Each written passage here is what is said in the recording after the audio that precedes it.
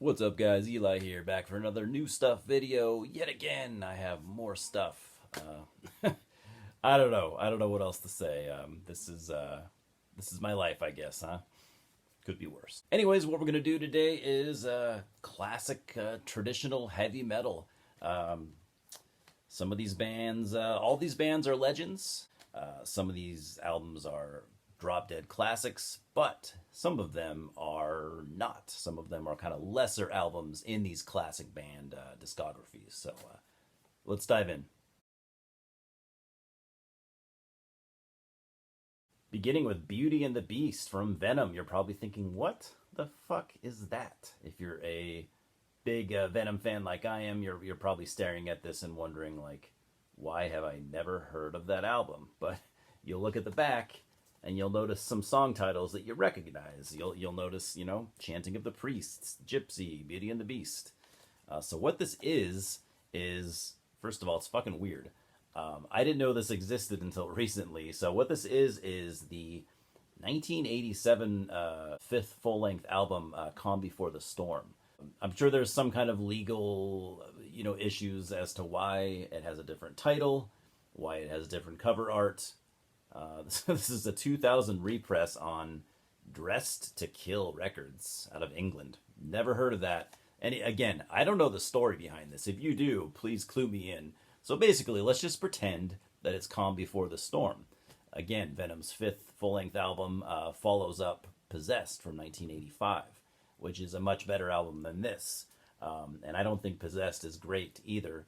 But so again, it's got some decent songs. I like Chanting of the Priests. I like the title track, Calm Before the Storm. I think is actually pretty good. This is Venom just kind of, trying to do some different things. This was one of the last albums Kronos would do, in the original run. And by this time, the band was already falling apart. Definitely. I mean, you got Kronos here.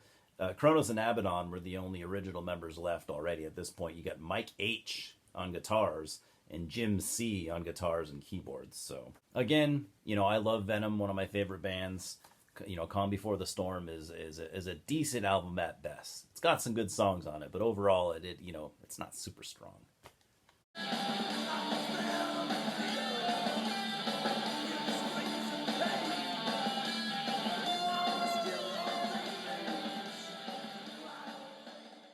Then we've got, oh yes, Merciful Fate with Melissa. Classic debut album from 1983. This is the 1997 Roadrunner repress. You're probably wondering, like, Eli, why the fuck didn't you have that? You just can't have everything, man. I've heard this album dozens of times, 100 times, 200 times, I'm not sure. But I've never owned a physical copy for one reason or another. I don't know why. This is one of the this is the only early album that I didn't have. But so this is pretty cool. I have the Don't Break the Oath repress from the same year where they did these gold discs. Pretty cool. Pretty cool. Man, there is absolutely nothing I can say about this album that hasn't been said. And I'm not even going to try to trick you into thinking that I can. Absolute classic. Probably my favorite song. Probably Black Funeral. I know that's kind of generic. I could go for a deeper cut, but it's awesome. What can I say? It's a fucking great song. So yeah, shame on me for not already having this, but it's never too late, right?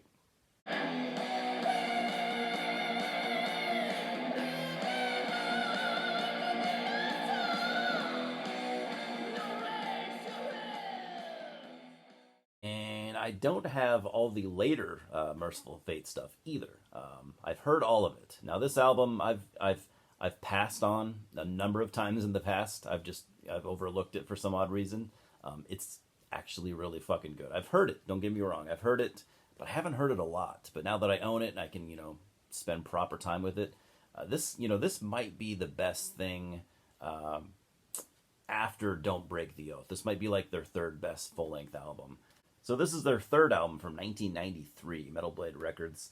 This was the follow-up to Don't Break the Oath from 1984, which is my favorite, by the way. So a 9-year break. King Diamond was off doing his solo stuff, and the band had fractured years ago. And in true Merciful Fate fashion, they would kind of come and go every so often, as they still continue to do to this day. This is fucking killer. Is that you, Melissa? Let's see, A Gruesome Time, The Bell Witch, Egypt. Yeah, this is a really, really fucking good album. If you're one of those Merciful Fate fans, or maybe if you're just kind of a pedestrian Merciful Fate fan, and you're well aware of the first two records, but you haven't really heard much else. I know a lot of people like that. Get this one next. This I think this should be the first thing that you grab. After the first two albums, this is really, really fucking good.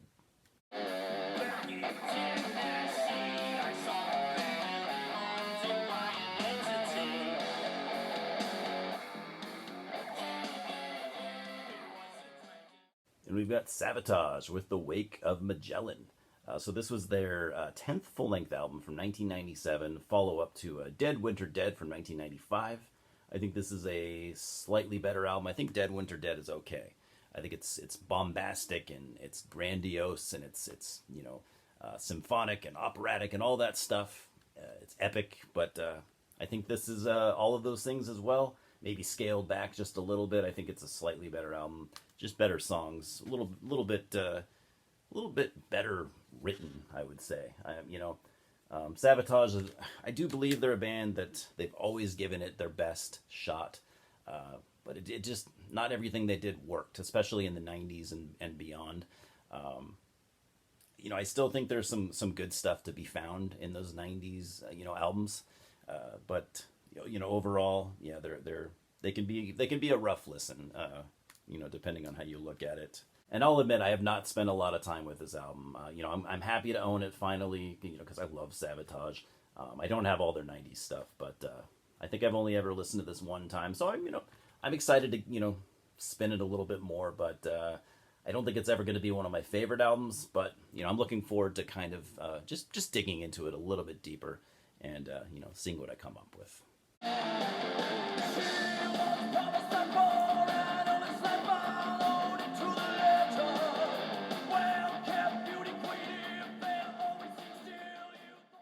Voivod, Killing Technology from 1987, their third full-length album. This was the follow-up to Roar from 1986.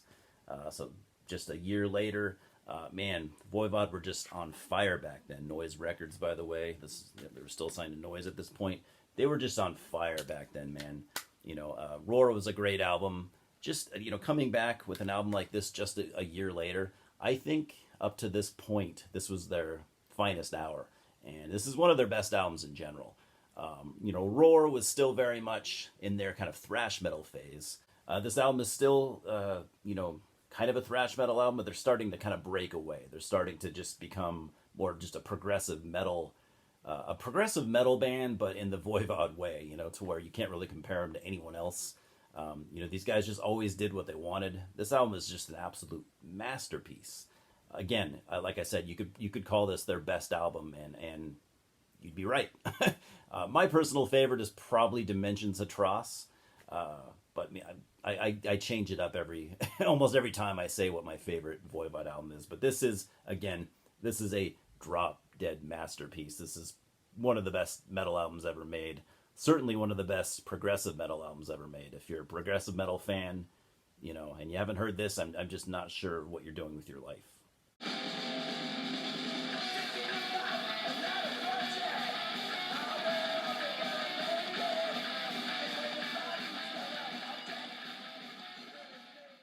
And last but certainly not least, The Mighty Angel Rat from 1991. Now, this was the follow-up to Nothing Face from 1989, which is an absolute masterpiece. But Nothing Face was still very much a progressive metal album.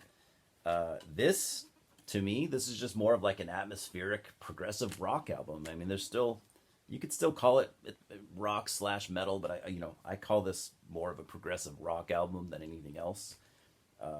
And in my opinion, this is an absolute masterpiece. I know people are kind of divided on this album. I feel like people have kind of come around to it, in recent times. I wasn't listening to Voivod in 1991. I don't know how this was received. Maybe some of you older guys can clue me in on that.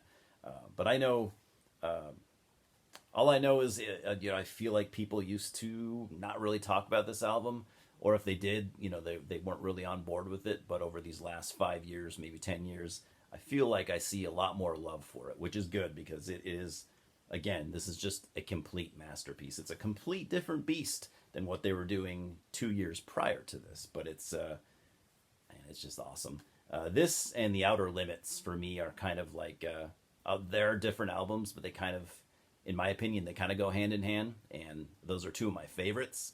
Those are the two mellowest Voivod albums, but man, they're just the songwriting is just out of this world.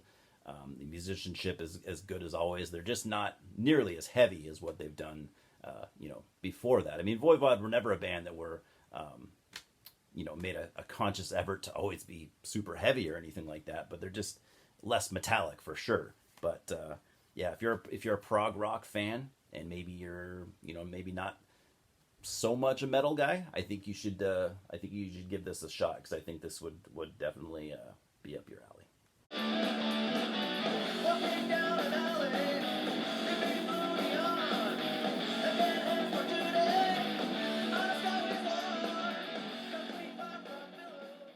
Anyways, guys, that's it. I appreciate you watching as always. Talk to me about these albums.